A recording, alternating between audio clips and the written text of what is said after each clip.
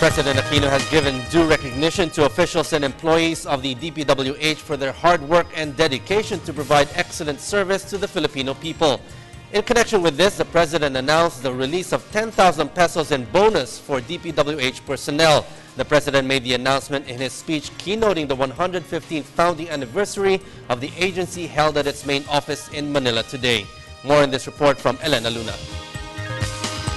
President Aquino commended the accomplishments of the Department of Public Works and Highways as he joined the agency's 115th anniversary in Manila. Datos na po ang nagpapatunay. Sa 41,463 na nakapilang proyekto pang infrastruktura ng DPWH mula 2010 hanggang 2013, nasa 33,095 na o halos 80% na kabuuang bilang ng mga proyekto ang nakompleto hanggang nitong katapusan ng Mayo. Simple lang ang naging formula, ang 5 R's. Right projects, the right cost, and right quality, and accomplished right on time with the right people.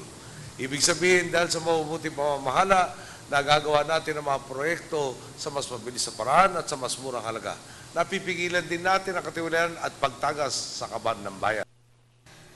Reforms instituted in the DPWH wielded 16.35 billion pesos savings for the government.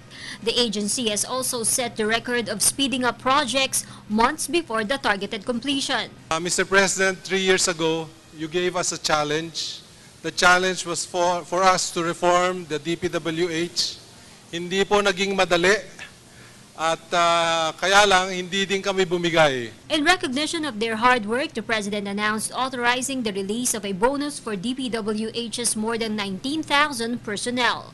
Sa isang patas sa lipunan, sinusuklian ang mabuting gawain. Kapag nagsumikap ka, may kaakibat itong karampatang biyaya sa iyo.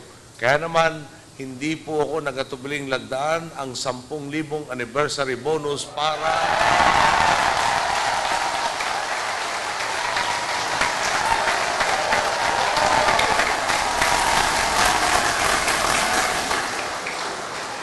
di ba nyo narinig yung para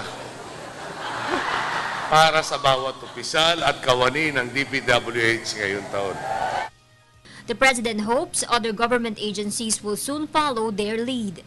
Alam po nyo dito sa hilera ng kung saan nakalagay ang inyong mga opisina, meron tayong pinakiusapan rin na magbago na.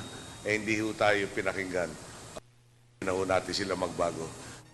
The program included the President handing over plaques to loyalty awardees or employees who have rendered 40 years of service in the agency.